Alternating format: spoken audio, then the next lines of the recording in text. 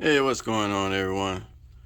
Today is March the 1st, and today we'll be talking about everything that you should be growing right now or starting for your spring and summer garden. And what you're looking at here are my seedlings that I started in the past few months. We have bell peppers, tomatoes, cherry tomatoes, marigolds, and basil. Everything else that you've seen in the videos has already been transplanted outdoors. So what I'm going to do is take you guys back there and show you what we have growing for our spring and summer garden. Now before I take you guys onto the yard, let's talk about everything you should be growing right now in the month of March. So we're going to start off with flowers. You want to go ahead and get your flowers started. Your flowers are going to attract your pollinators, and you need those to pollinate the flowers on your vegetables. So go ahead and start your flowers right now. You also want to go ahead and transplant kale if you started any type of kale varieties. Now kale is also a cool weather vegetable.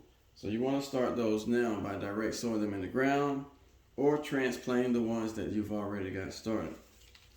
Same thing with snap peas. It is now a good time to go ahead and direct sow your snap peas along with your garden beans, depending on the weather where you stay at. If it's warm in the upper 50s and 60s, go ahead and direct sow your garden beans. Now here in Zone 8A in Georgia, I won't be direct sowing mine until around the 15th when the temperatures warm up a bit. Now for those of you that are growing herbs, it's a great time to go ahead and start your herbs in the month of March. Now most of your herbs can be started indoors except for your cilantro. You want to direct sow this right now. You can also start your thyme indoors, which is one of the hardest ones besides lavender.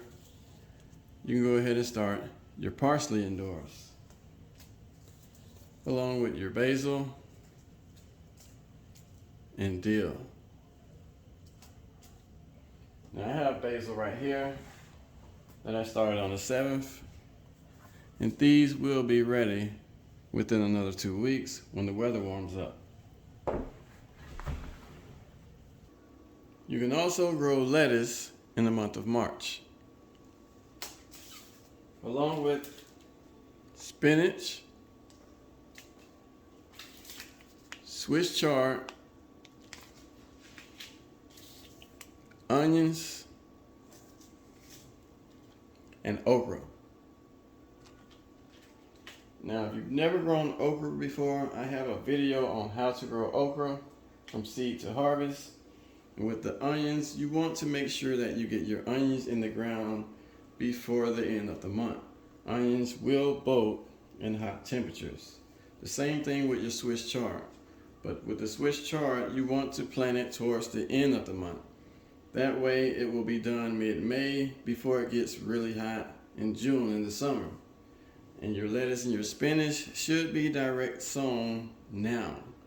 Now with lettuce, you can grow them from transplants, but in my opinion, they grow better if you direct sow them into the ground. And the spinach should be direct sow only. In the month of March, you can also grow carrots, radish, cherry tomatoes, regular tomatoes, cucumbers, and cantaloupes, and also your honeydews. Now the cucumbers, honeydews, and cantaloupes grow very fast, so you want to make sure that you start them towards the end of the month. If not, you may end up with vines that are close to 2 feet long that may outgrow your grow room area depending on the space you have.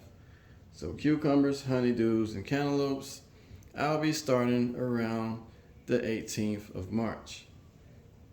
Now the tomatoes, you can start now. They could take up to 2 months to get to a nice enough size to transplant into your garden. So you want to go ahead and start your tomatoes now. Your carrots and the radish, you want to make sure that you are direct sowing these.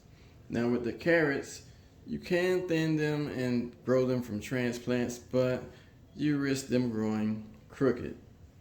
Now in my opinion, they all cook up the same, but they grow better and you get a nicer yield if you direct sow them. Now with the radish, you want to count 30 days from the time that you see your seedling emerge from the soil, and they should be ready to harvest within 30 days. You're not counting 30 days from the time that you put the seed into the soil mix. And one of my favorite crops to grow is going to be the collard green.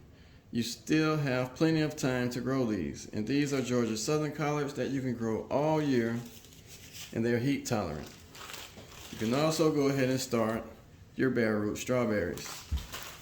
And for those of you that have strawberries already outside, you can go ahead and remove your mulch and add a fresh layer of compost to go ahead and feed those and get them ready to harvest for the spring. Now there's a few other crops that you can also get started in the month of March that I do not have the seed package for. Number one is going to be bok choy. If you have transplants, you can transplant those now, along with your cauliflower, your Brussels sprouts, and kohlrabi. Now the Brussels sprouts can also be direct sown in the month of March. If you're growing arugula, you can go ahead and transplant the arugula that you have already started, or direct sow them into your soil. Also, if you're growing parsnips, you want to make sure you're direct sowing your parsnips. Now if you started leeks already, go ahead and transplant your leeks in the month of March. Do not start them from seed because you won't have enough time. And for anyone growing beets, you can direct sow them now, and you have until the 17th to transplant them if you have transplants. So the last thing that you should be growing in the month of March is going to be potatoes. So if you have any potatoes that are starting to look like this and they've turned purple, you want to go ahead and plant these. Also, if you have any underneath your cabinet that are starting to look like this, you want to go ahead and plant it. Now this particular one will be cut into 4 pieces. This will be one seed potato. Then I'll come and cut right here again. That will be my second seed potato. Then I'll cut along here. That'll be my third one. And the small ones that you see here will be the 4th seed potato. So if you have any that look like this, go ahead and plant them. And what I'm going to do now is take you guys to the backyard and give you an update of my brassicas and show you everything that I've planted within the last 2 months. So here's a quick update of the spring garden, you guys. Everything is still growing nice and healthy, but a few of my plants have started to bolt. Now over here, these are the Georgia Southern collards that were pulled during the winter storm. They're still growing nice and healthy, and none of them have bolted, even though we've had crazy temps within the past 2 to 3 weeks. Now down here in the center of the center blocks, my parsley from last spring is still growing. Yes, I planted this last spring and it survived the winter, and I still have parsley producing. And down here, these are the mustard greens and dwarf kale that you all see me start from seed. Now over here to the side, these are the market early cabbages. They have just started to form their heads. And over in the corner, that's another Georgia Southern collard, along with everything across here except the taller plant that is broccoli. Now down here in this raised bed, these are Georgia Southern collards that were pulled also. Now about 3 of these have decided to bolt due to the temperatures. Within the past 3 weeks, we've had a week from 30 to 50, We've also had a week of 70-degree temps. And if your plants start to look like this in the center, they are starting to bolt. So you want to make sure you go ahead and harvest them, because if you let them bolt all the way, what's going to happen is they're going to become bitter. So if your collards start to bolt like this, or any brassica on your yard, make sure you go ahead and harvest them before it's too late. Now over here in the corner, I have more turnips and mustards.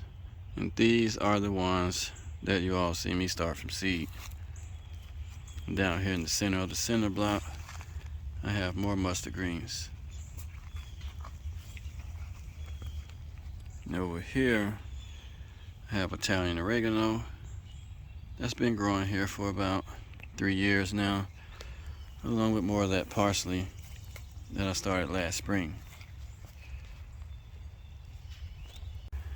Now these are my round Dutch cabbages. They've started to form the heads, and they should be done within 3 weeks. Now down here in the center, there's more dwarf kale, garlic, and mustard greens. I even have a few turnip greens here.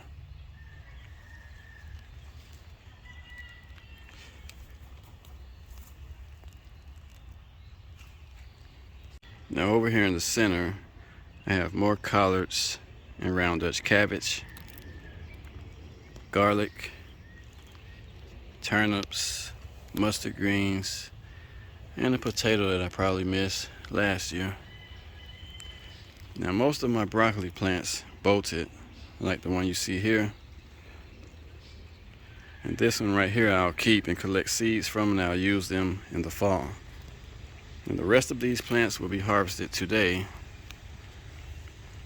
and I'll cook them up just like I do my collards.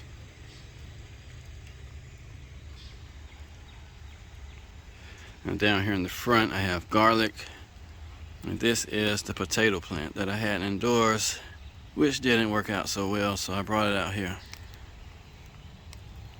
And here's another one that I missed while harvesting last year.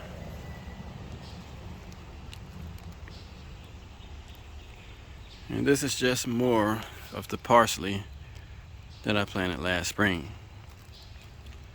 And we have garlic over here, and my dummy plants. Now these are strictly for the bugs to eat on, and hopefully it keeps them away from the rest of the plants that I have on the yard. I even have more mustards here. Now this onion here is a bunching onion, and down here I planted some indeterminate russet potatoes. They've just started to come up. Now over here in this raised bed, these are all round Dutch cabbages in the back row, and in the front row, those are all market early cabbages. They've started forming their heads, so these will probably be ready in 3 weeks also.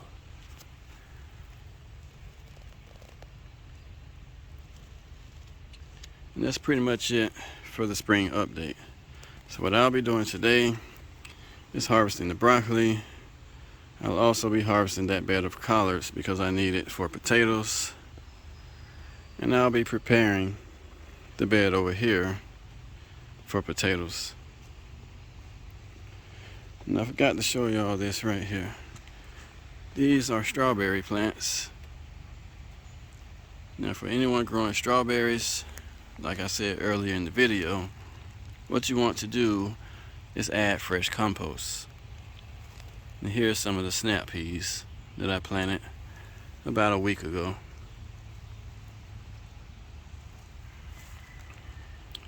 That's pretty much it for today's video, you guys. Always remember to plan your garden with your health in mind.